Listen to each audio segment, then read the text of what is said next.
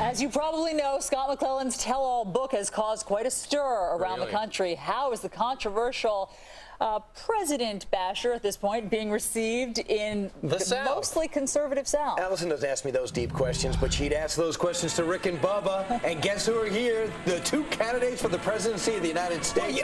Well, who have this? They got a book. Rick and Bubba for President is the name of the book, out now on paperback. And they are the hosts of the wildly successful Rick and Bubba show that is heard around this world. Good morning to you guys. Thank you for having us. And wow, what a nice, cozy set we have here. It is cozy. I haven't felt this uncomfortable. Can I get you guys a blanket? No, I actually love it. I'm very hot-natured. I don't know if you know this. We have a bit of weight about us. No. And no, we actually love it. We've been looking forward to being back with you guys for a while. What a tough spot to step into. We have Rhino Stories and Clay Aiken, Rick and Bubba. What a great By the way, that shot y'all showed of Clay can throwing out the first pitch in Japan. That was great.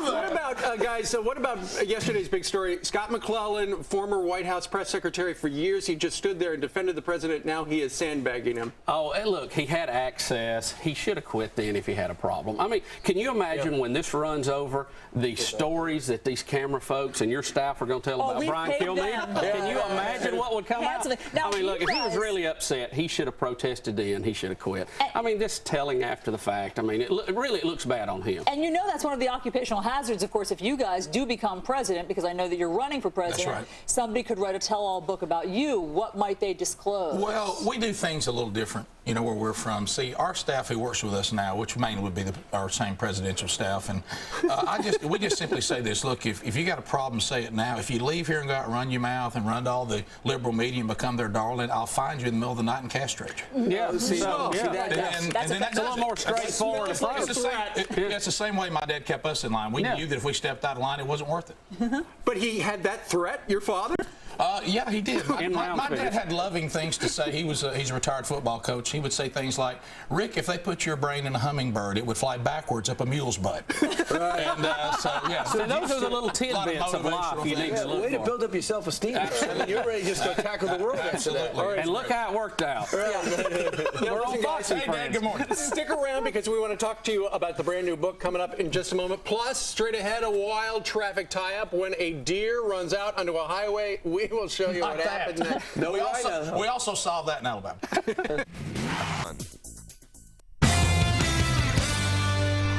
Well, Barack Obama, you're in trouble. This is your biggest threat. It's not Hillary Clinton. It's Rick and Bubba. They're running for president. Their book is out on paperback now. Their policies are spelled out. Unlike so many of the candidates, there's no mystery between where you two stand. Well, we have kind of a strange concept. Let's do the things that have always worked in America, and let's stop doing things that don't work. And a matter of fact, you mentioned Barack Obama. We're actually doing a book signing at Trinity United Methodist Church. Oh, really? We're very excited about it. And really? You are not. Right. And do you think you are not doing a book signing? Hey, what do you make of this new this Catholic priest who said the crazy stuff about Hillary? How about play that funky music, white boy? I mean, man. You said funky, right? Yes, I did. Yes, he did. It's early in the morning, but he did say that. This is my last trip to Fox. You know, I hate to ask this about a house of worship. Do they ever mention God and Jesus there? Yeah, I mean, I'd like to see one sermon from that has something to do with Jesus. Yeah, I mean, we just don't see that much. They don't have any time. By the way, I've never seen a Catholic priest with that bring it from the pulpit like that. No, I have not either. It's quite a style. But listen, you guys were saying that you actually read your book on the airplane.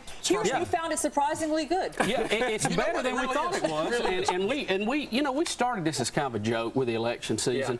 But we, you know, with the candidates, the way it has shaped up, we go, you know, we are the best vote right now. We really are the best candidate. I didn't think that would be real, but you look at these three other people and you go, I would vote for Rick and Bubba. Well, let's ask you about this then. A lot of people worried about the price of filling up their cars. We got it solved. If elected president, what will Rick and Bubba do about oil prices? Well, we'll solve this simple. There's three options that will work. Nothing else works, okay? Everything else beyond these three do not work. They're meaningless.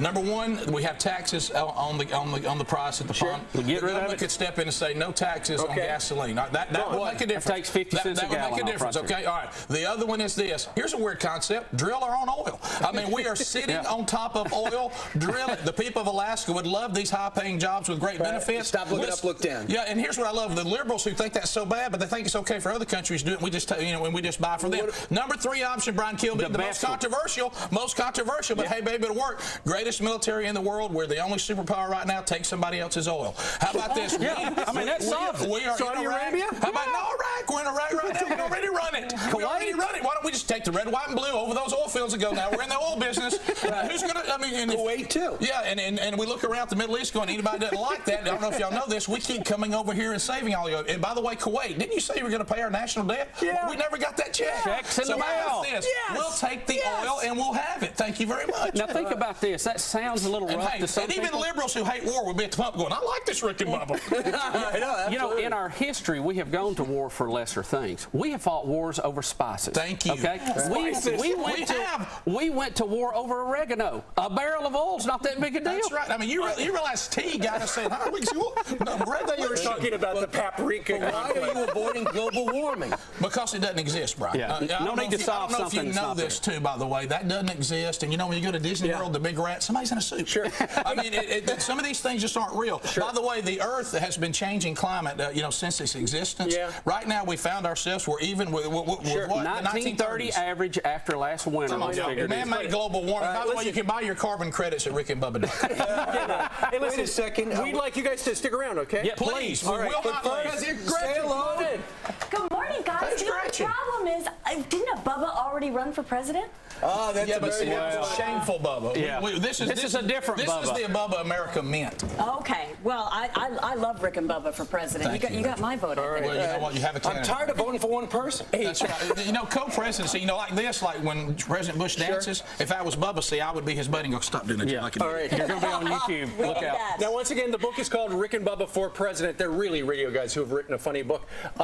Guys, as we go to the commercial break, which of the two of you would like to read this? Rick, why don't you go ahead? Why is it me? Because you don't need glasses. Okay, here we go. By the way, Deucey, hope you enjoyed your job. Barack Obama had mostly put his pastor problem in the past, but now there's a new controversy over anti-Clinton comments from a Chicago priest, of all things, who's been a key Barack backer. He's very good.